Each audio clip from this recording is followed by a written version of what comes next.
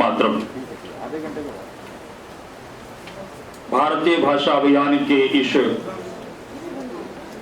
अति व्यवस्थित सुव्यवस्थित विचार को आगे बढ़ाने वाले मातृभाषा माँ और स्वदेशी भाषा, इसको आपने कहा कितनी आपकी आवाज ऐसे भी आती है, आवाज आ जाएगी।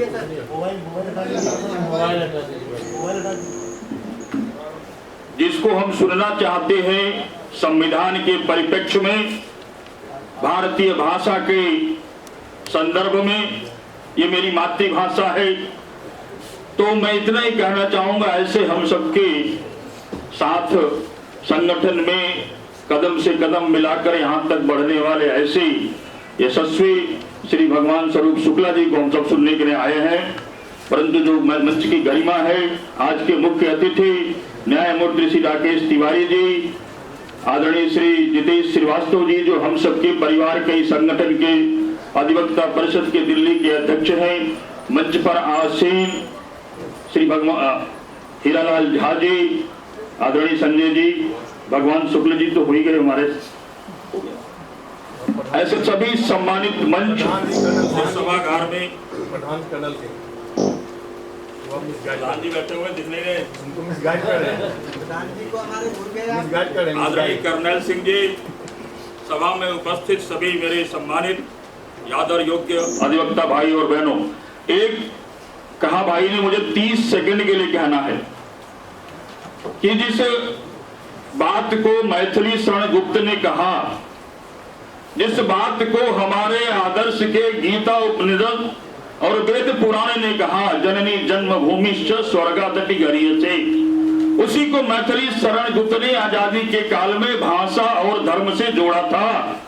और उसी हिंदी भाषा के अभियान को मदन मोहन मालवीय सरीखे जैसे लोगों ने और देश के तमाम महान विभूतियों ने इसको अपनी राष्ट्रभाषा में, आजादी के आंदोलन में एकमात्र भाषा अगर कोई थी जिस पर आजादी की लड़ाई लड़ी गई, वो थी हिंदी भाषा। हम भी उस न्यायालय की लड़ाई में अगर उस भाषा को लड़ेंगे तो निश्चित रूप में ये यहाँ बैठे हुए सभी अतिथियों का सपना, और जो कामेश्वर मिश्रा जी ने पूरे भारत में अलग जगाने का जो सपना देखा है, हम सब पूरा कर पाएंगे।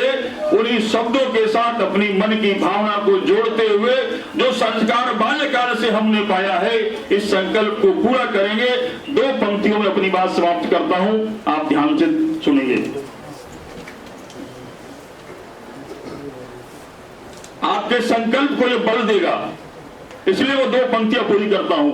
न हो साथ कोई अकेले चलो तुम।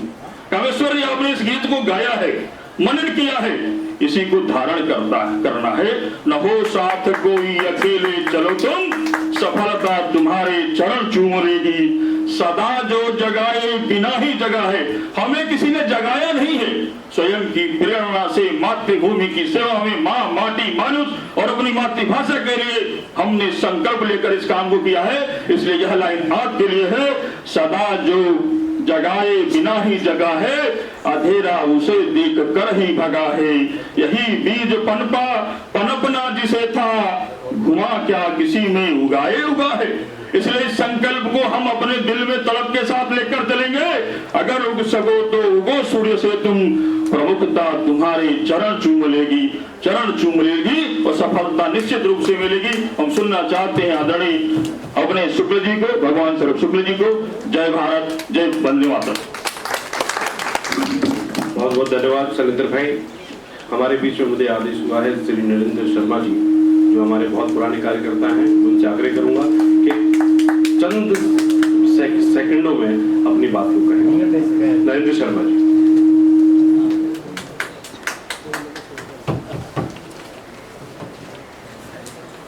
धन्यवाद संजय जी।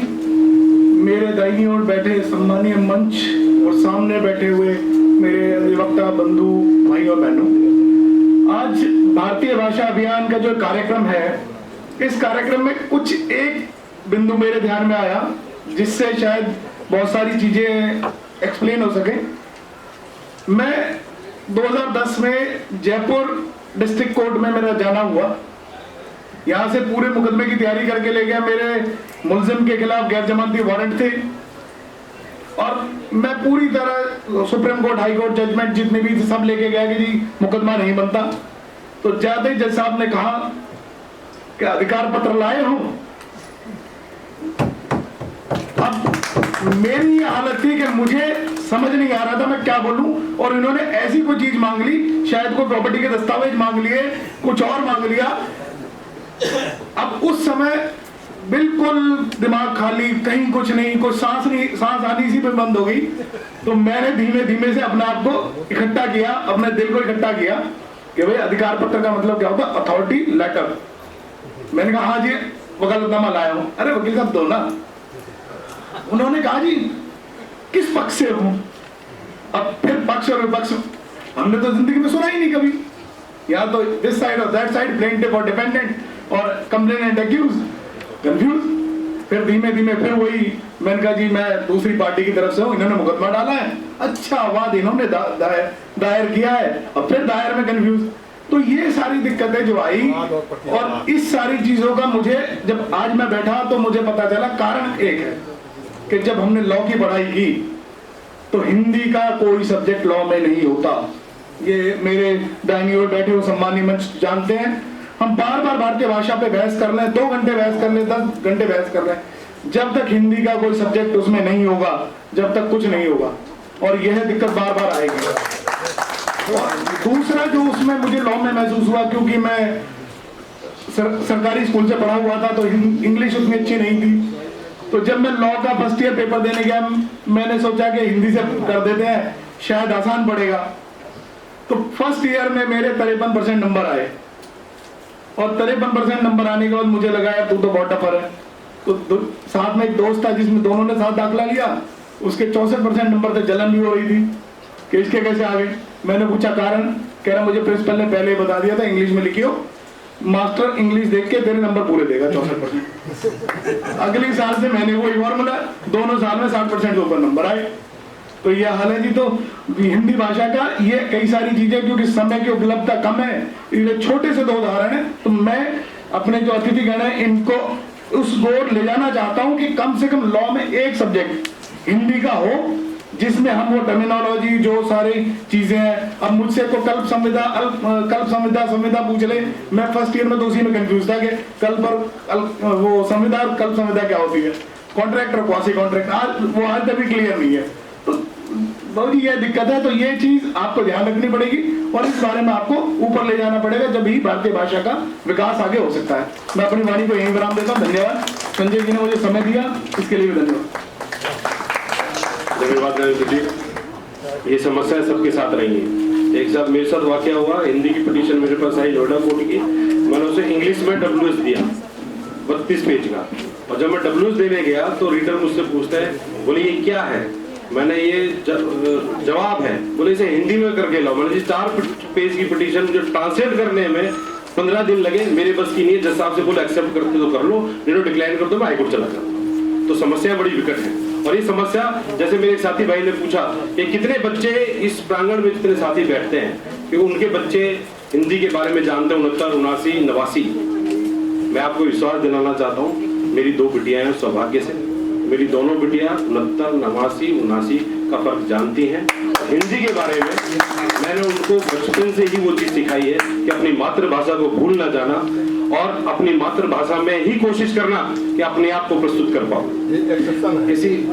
इसी कड़ी में सबके बहुत अच्छे वक्तव्य आए, बहुत कुछ हमने सीखा और बहुत कुछ हमें जानकारी भी मिली। और शायद एक संकल्प भी हम लेके चल रहे हैं कि हम भारतीय भाषाओं में न्याय के लिए लड़ाई लड़ेंगे, और कम से कम इतनी कोशिश करेंगे जो वादी प्रतिवादी हो उसकी भाषा में उसे कम से कम न्याय समझ में आए। तो इसी संकल्प के साथ मैं अब आमंत्रित करूंगा हमारे प्रांतीय संयोजक भगवान शुक्ल जी का, और इनका परिचय मैं सिर्फ एक वर्ड में समाहित कर देता हूं कि भाई साहब से जो मैंने सीखा इतने समय तक, मैंने आज तक भाई साहब के मुंह से नमस्कार, राम राम, श्याम श्याम नहीं सुना। मैंने सिर्फ एक ही शब्द सुना, वंदे मातरम। तो ऐसी छवि के व्यक्तित्व के धारने वाले श्री भगवान शुक्ल जी, और मैं आग्रह करूंगा कि मंच पर आए और अपना वक्तव्य रखें।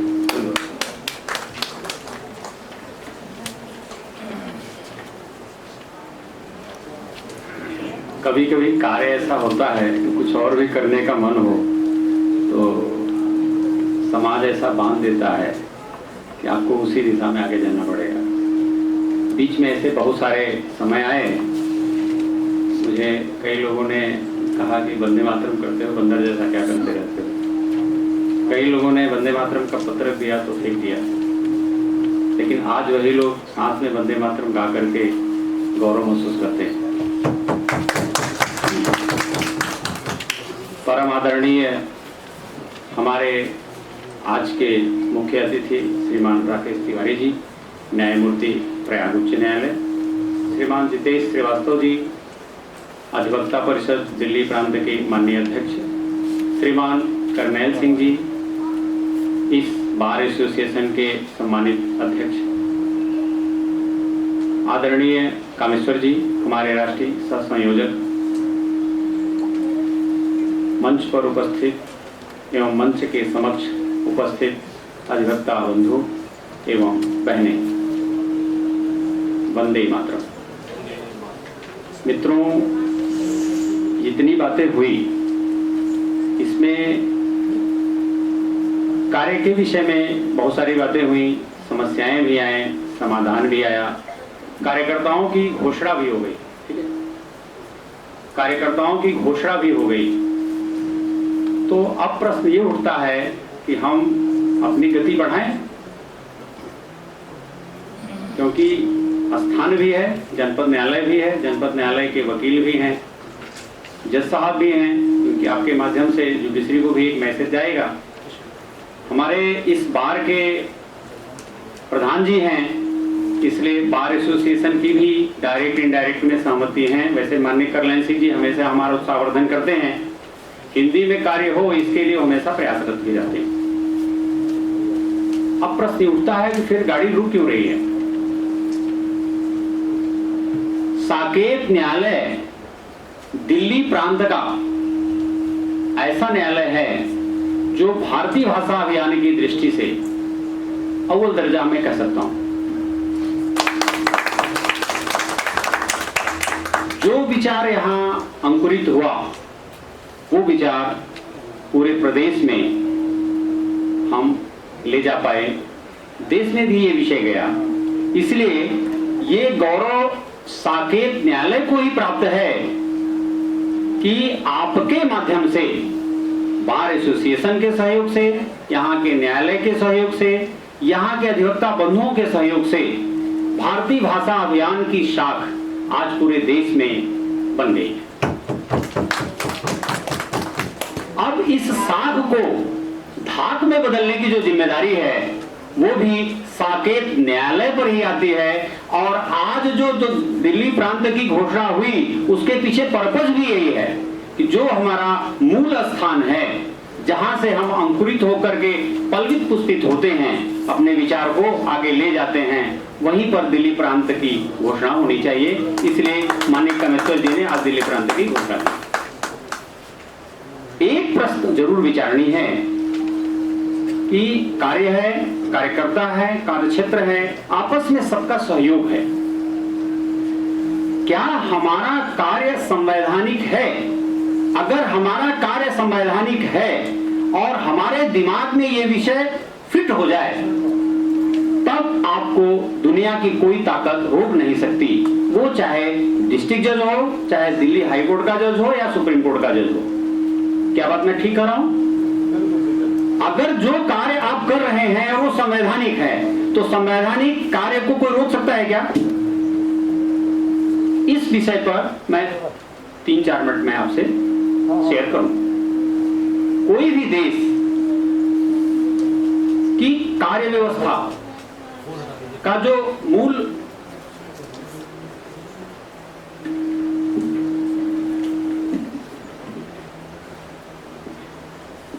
किसी भी देश का संचालन उस देश के संविधान से होता है।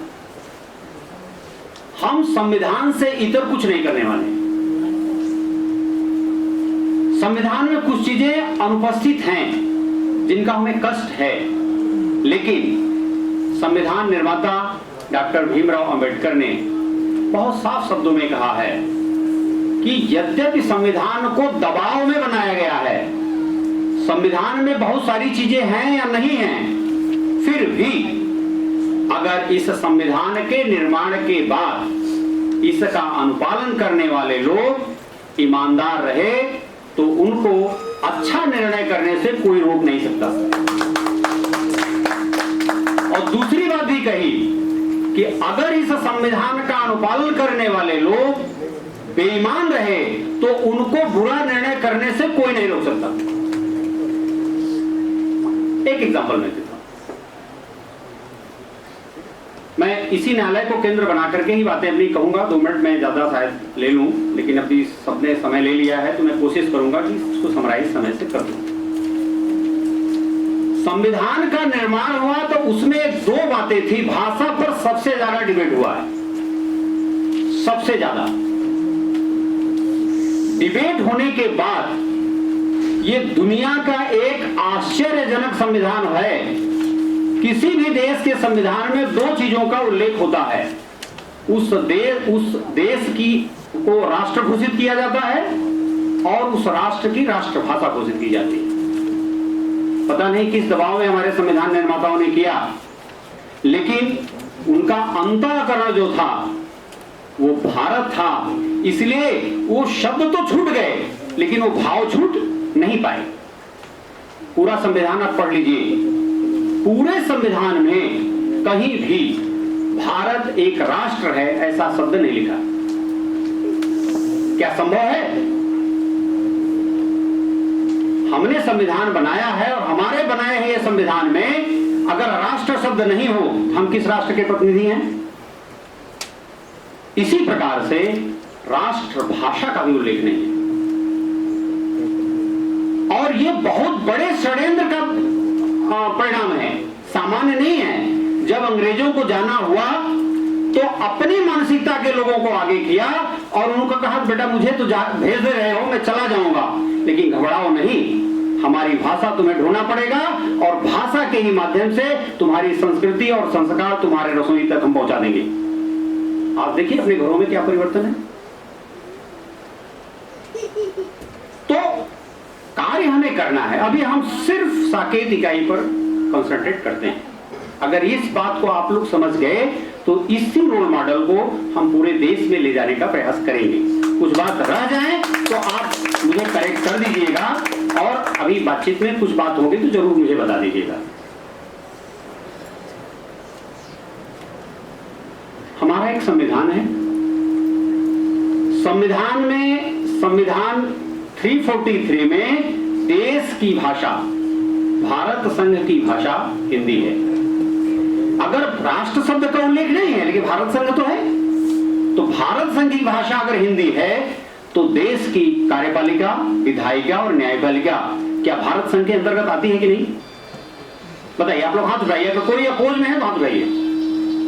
अगर आती है तो न्यायालय इस भारत संघ का भाग है कि नहीं? तो किस आधार पर हमें भारतीय भाषाओं का, विशेष रूप से हिंदी जो कि भारत संघ की भाषा है, रोकने से इस देश के किसी कोने में कैसे मना कर सकते हैं?